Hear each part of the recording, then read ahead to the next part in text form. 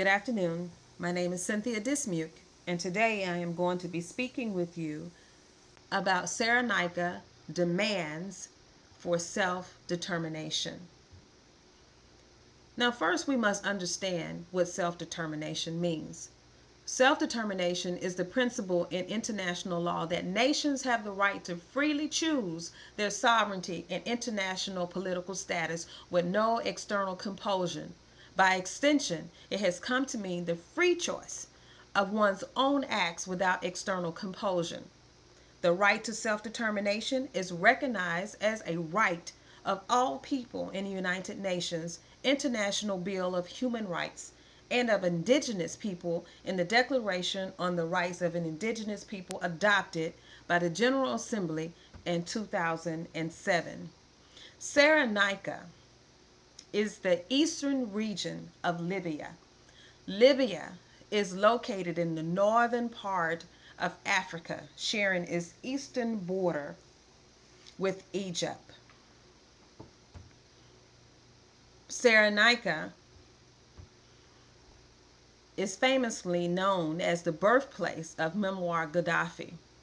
Benghazi, which is Cyrenaica's capital, is the second largest city in Libya, which is also the headquarters of the NTC. Cyrenaica holds about 3/4 of Libya's vast oil reserves. This makes Libya a very oil-rich region. Cyrenaica is also the birthplace of the Libyan Civil War and was largely under the control of the National Transitional Council. Cyrenaica has suffered years of marginalization. Now let's talk about the decades of marginalization. Despite its oil-rich reserves, the people in the region of Cyrenaica have continually suffered decades of discrimination and marginalization from the central Libyan government, which brings us to the need for Cyrenaica's self-determination. For about 10 years after it became an independent state in 1951, Libya was run along federal lines, with power devolved to Cyrenaica, Hasan, and Tripolitania. Cyrenaica also enjoyed prestige and power under King Idris. But after being toppled by Gaddafi's military coup in 1969, eastern Libya was sidelined for the next 4 decades. The history of autonomy is partially driven its bid for self-determination within Libya. Marginalization and neglect of Cyrenaica's people for over 4 decades is one of the reasons for self-determination. Also, the lack of significant economic progress and development, unlike its neighboring cities of Tripolitania and Hasan. Cyrenaica's dissatisfaction with the central government in Tripoli is another reason for self-determination. Under representation of Cyrenaicans in the interim parliamentary body is another reason for self-determination. Muammar Gaddafi was a dictator who fought for Islam, and he ruled Libya for 42 years. Abdul Fattah was considered a key supporter of Gaddafi.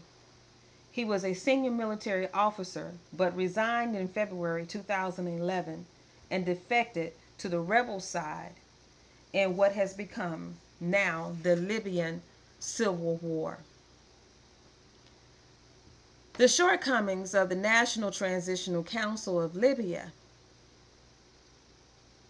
could be lack of transparency, a failure to protect the rights of minorities, slow restoration of public services in areas worst hit during the revolution, an unaccountable detention system, inability to bring militias under control and decommission their arms, and the torture of prisoners.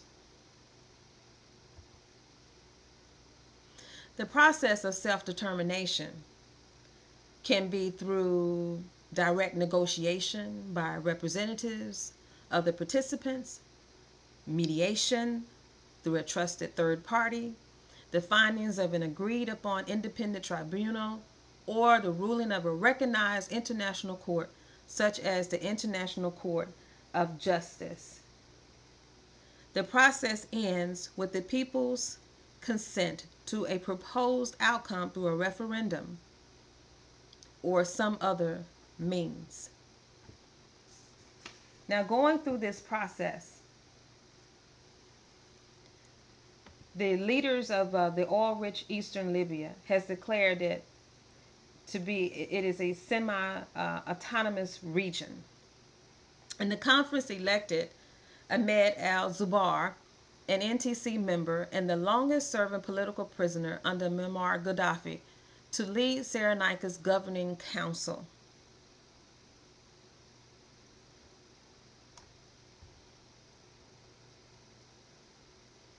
Now, the leader, Mustafa, has threatened to force the fall to East. He is not interested in the new liberated Libya. Today, liberated Libya is at a critical juncture.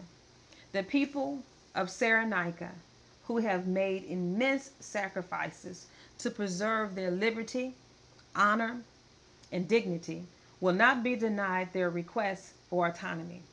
It needs to be taken seriously by the NTC and international community.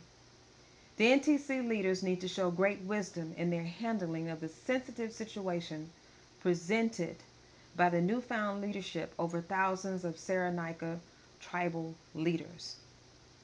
Now, we have seen the success of federalism in nations such as Switzerland and here in the United States, and there is no reason why it cannot exist in Libya today. So today, we take a stand with the people of Cyrenaica, and we say, free Cyrenaica in the civil war in Libya. Thank you.